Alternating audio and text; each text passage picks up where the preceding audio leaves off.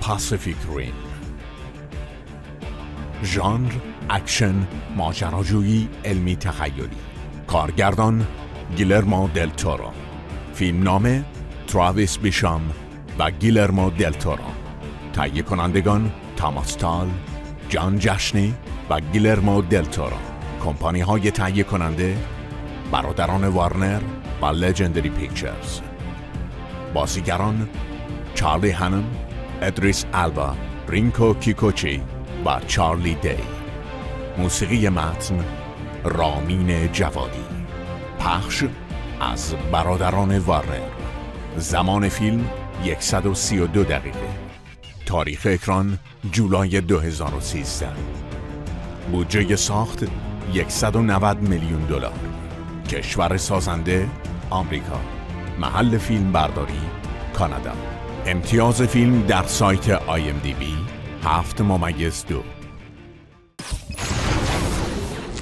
We always thought alien life would come from the stars. But it came from deep beneath the Pacific. What the hell is going on? First kaiju made land in San Francisco. The second attack hit Manila. And the third one hit Cabo. And then we learned this was not gonna stop. In order to fight monsters, we created monsters of our own. We needed a new weapon. The Jaeger program was born.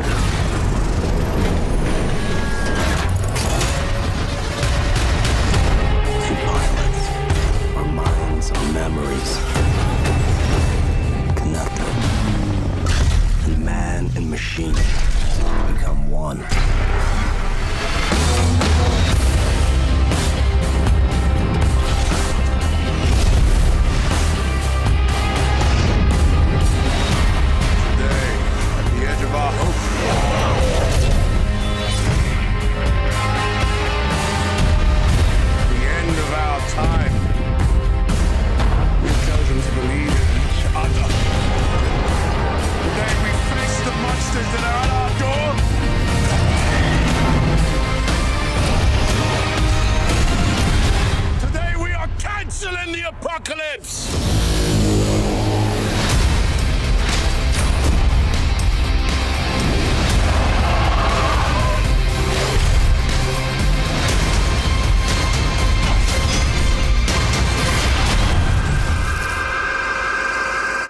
It is pretty cool.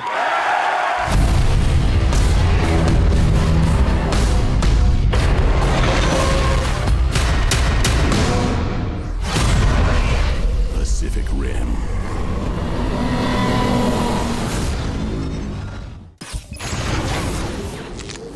در فوریه سال 2006 در خبرها اعلام شد که قرار است کارگردانی فیلمنامه علمی تخیلی کیلینگ آن کارنیوال رو نوشته تراویس بیشام را گیلرمو دل تورو بر عهده بگیرد. اما این پروژه هیچگاه به مرحله انجام نرسید و بیشام در سال بعد نگارش فیلم پاسیفیک ریم را در دستور کار خود قرار داد. ایده نگارش این فیلمنامه از آنجا آغاز شد که بیشام روزی در حالی که در نزدیکی ساحل سانتا مونیکا قدم میزد، صحنه مبارزه یک هیولای غول‌پیکر و یک ربات عظیم الجثه که 2 هدایت کننده دارد را در ذهنش تصور کرد و بیدرنگ این سوال برایش پیش آمد که اگر یکی از این افراد جانش را از دست بدهد چه اتفاقی خواهد افتاد. سپس به این نتیجه رسید که این داستانی است درباره شکست، کنار آمدن با شکست و احساس گناه. در نتیجه نگارش فیلمنامه را آغاز کرد و سرانجام در 28 می 2010 خبرگزاری‌ها اعلام کردند که کمپانی لژندری پیکچرز خلاصه فیلمنامه 25 صفحه بیشام را خریداری کرده و نام پاسیفیک ریم را بر روی آن گذاشته است. Hi, I am Guillermo del Toro and I'm here to show you a sneak peek behind the scenes of Pacific Rim. Pilot-to-pilot connection engaged.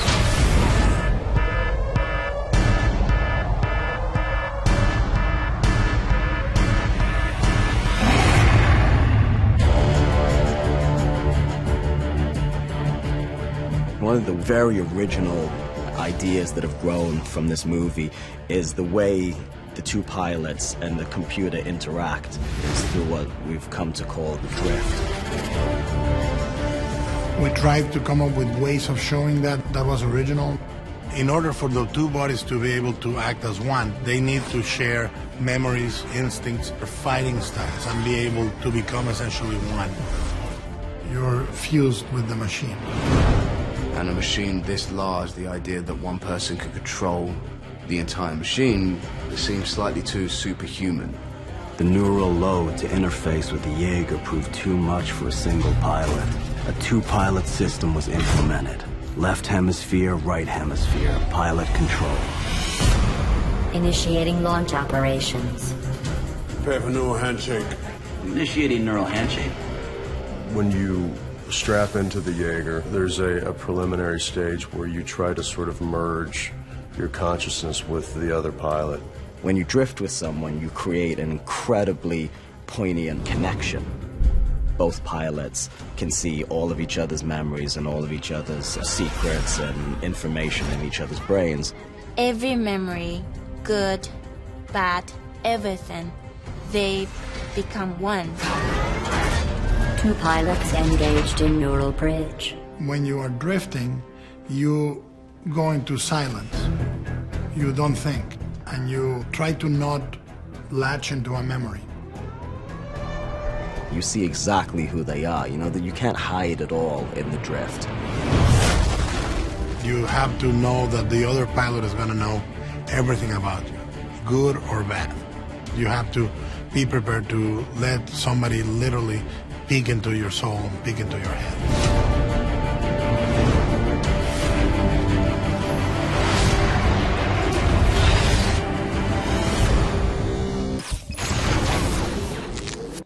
در 28 جولای 2010 اعلام شد که دل تورو برای همکاری با کمپانی لژندری پیکچرز وارد مذاکره شده و عنوان کرد که فیلمنامه بیشام نیاز به بازبینی و اصلاح دارد و در صورتی کارگردانی و اصلاح فیلمنامه این فیلم را بر عهده می‌گیرد که پروژه مانتینز آف مدنس او به تهیه کننده جیمز کامرون لغو شود. در نتیجه قرارداد با موافقت طرفین به مرحله اجرا درآمد. بازنویسی فیلمنامه پاسیفیک ریم بیش از 1 سال زمان برد و گیلرمو دل تورو تلاش کرد تا با الهام از داستان کالوسیوس فرانسیسکو گویا حس ترس را در صحنه‌های مبارزه فیلم القا کند. در بازنویسی فیلمنامه علاوه بر تراویس بیشام، افراد دیگری نیز همکاری کردند، از جمله نیل کراس که پیشتر فیلم ترسناک ماما را برای دل تورو نوشته بود و پاتریک ملتون و مارکس دانستان که فیلمنامه ماستروپولیس آنها توجه این فیلم ساز را به خود جلب کرده که البته در فیلم نامی از آنها برده نشده است. I was very influenced by anime, mainly the anime of my youth, Tetsujin 28.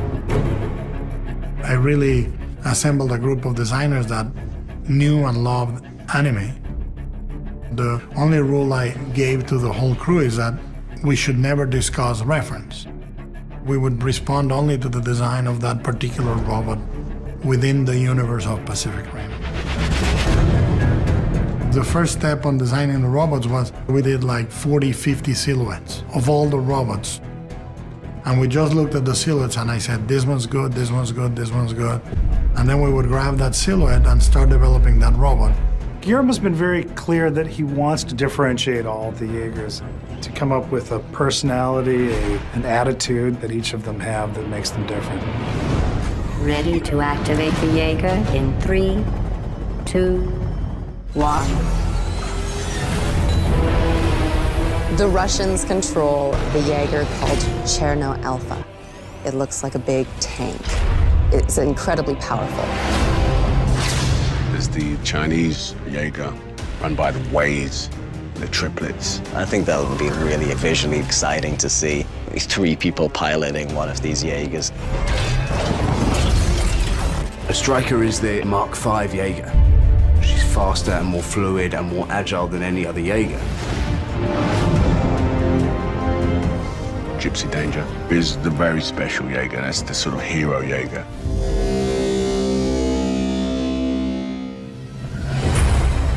Today, at the edge of our hope, at the end of our time, we have chosen to believe in each other. Today we face the monsters that are at our door. Today we are canceling the apocalypse!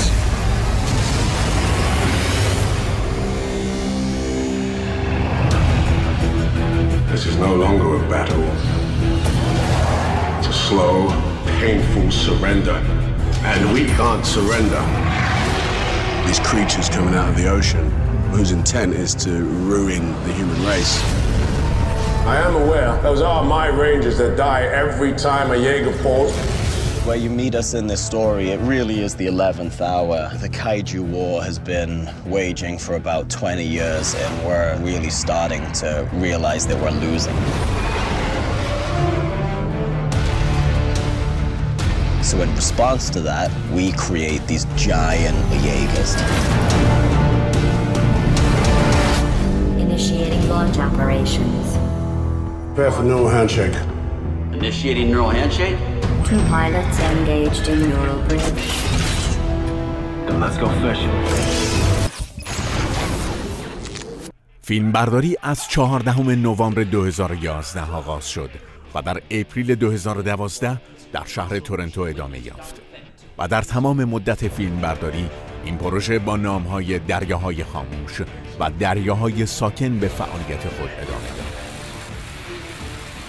دل تورو هرگز فیلمی را در کمتر از 115 روز به اتمام نرسانده بود، اما برای فیلمبرداری پاسیفیک ریم تنها 103 روز زمان داشت و برای اینکه بتواند در این مدت پروژه را به اتمام برساند کار را از صبح زود آغاز می‌کرد و روزهای تعطیل نیز به کار ادامه می‌داد. او همچنین شیوه جدیدی را برای هدایت بازیگران در پیش گرفت و با اینکه مانند همیشه سختگیری نکرد، اما کنترل مراحل تولید را به طور کامل تحت نظر گرفت. دل تورو در ابتدا تمایلی به فیلم برداری سه‌بعدی نداشت و معتقد بود که به دلیل عظمت ربات‌ها و هیوله‌های فیلم این روش نتیجه خوبی را در بر نخواهد داشت. اما پس از مدتی تغییر عقیده داد و اعلام کرد که برای آنکه فیلم برداری سه‌بعدی نمود خوبی پیدا کند، ربات‌ها و هیوله‌ها باید کوچکتر شده و به سایز و اندازه انسان در بیاید. در نتیجه فیلم برداری با دوربین‌های ردپیک انجام شد و در کل 40 هفته به مدت زمان فیلم برداری اضافه گردید. دل تورو تقریباً 1 ساعت از فیلم را که بیشتر به جزئیات شخصیت‌ها می‌پرداخت حذف کرد. آلخاندرو گونزالس ایناریتو و آلفونسو کوارون نیز در ویرایش فیلم نقش داشتند. ایناریتو 10 دقیقه از فیلم را حذف کرد و کوارون نیز چند دقیقه از فیلم را حذف نموده و چندین صحنه را تغییر داد. جیمز کامرون و دیوید کروننبرگ نیز در تدوین فیلم اعمال نظرهایی نمودند که در تیتراژ پایانی فیلم از آنها تشکر به عمل آمد. There are 2 great genres. One is the giant monster movie, the kaiju movie. And the other one is the giant robot movie. In terms of spectacle and size, is a movie that encompasses both of those subgenres. It's going to feel like a very gritty, real exploration of what it would be like if we found ourselves under attack. Where would you rather die? Here or in a Jaeger?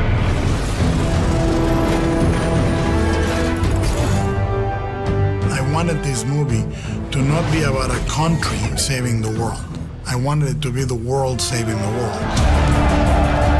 We have Charlie Hunnam as the lead, a guy that has been struck by tragedy.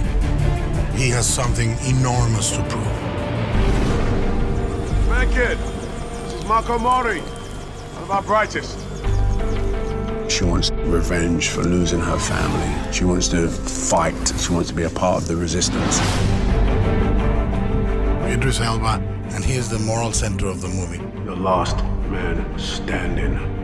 My guy's a little more rock and roll and resents the nerdy scientist stereotype. If you want to stop them, you have to understand them. You have a real story with interesting characters that you're going to follow. It's punctuated once in a while with these giant, spectacular set pieces of robots fighting monsters. They tried to make it a movie that resurrected a spirit that I don't think exists in movies these days. The sense of not of a war movie, but an adventure movie. It's going to be unlike anything you've ever seen before.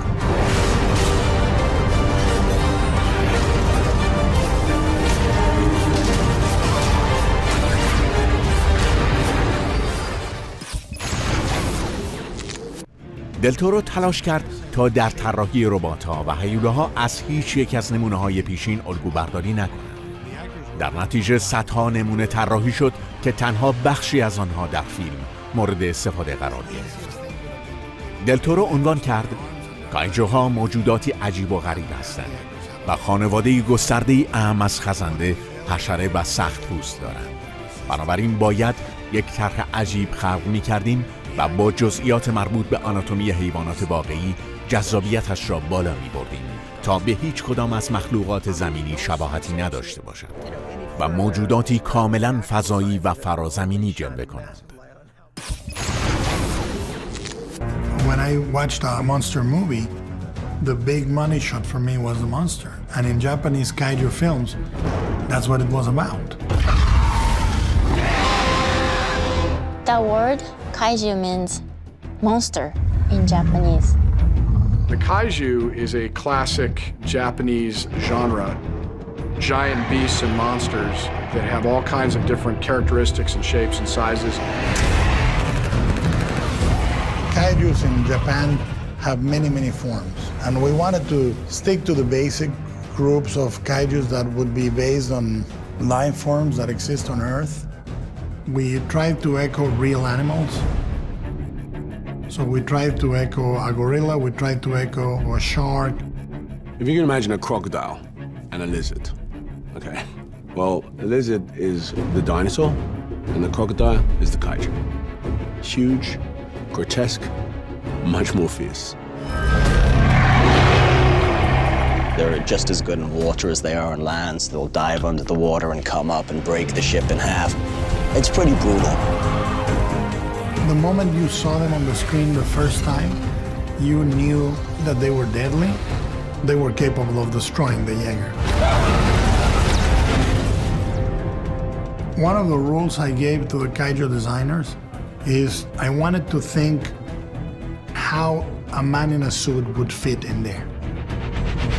The kaijus are trying to honor the spirit and the feeling of the classical kaiju. We are keeping them mostly two-legged, not humanoid, but sort of a silhouette that reminds you of those classical ones. And every week we would do an American Idol.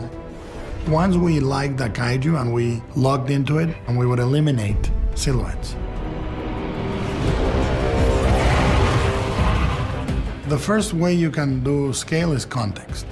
Within the kaiju itself, the texturing, when you go close, you see what looks like a scale, and then you go closer and there's a bunch of bumps and cracks that give you the scale. If you do a close-up in a 6 foot, 7 foot, 8 foot tall monster, you know, you never get that close. You never get the sense of texture that you get with a kaiju.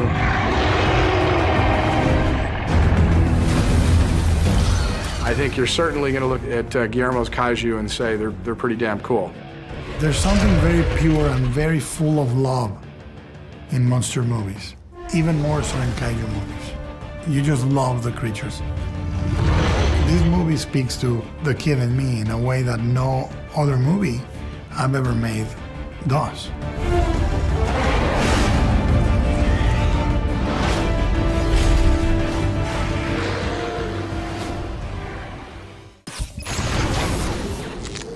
جلوه‌های ویژه فیلم پاسیفیک ریم به کمپانی اینداستریال لایت اند ماجیک واگذار شد. دلتورو از جان نول و هالتی هیکل که برای کار بر روی پروژه‌های سگانه جنگ ستارگان و دزدان دریایی کارائیب برنده جایزه اسکار شده بودند استفاده کرد. از کمپانی لگسی افکس و هایبرید تکنولوژی نیز برای انجام برخی از جلوه‌های ویژه فیلم کمک گرفته شد. دل تورو این فیلم را به یک اپرا تشبیه کرده و اعلام داشت که در حین ساخت فیلم همواره به پرسنل فنی گوشزد می‌کرده که فیلم کاملاً باید مانند یک تئاتر و اپرا ساخته شده و ساختاری رمانتیک داشته باشد. وی همچنین از آب به عنوان هیجان انگیزترین جلوه ویژه فیلم یاد کرد که مسئولین جلوه‌های ویژه به آن شخصیت منحصر به فردی داده و با دقت و وسواس بالایی بر روی آن کار کردند.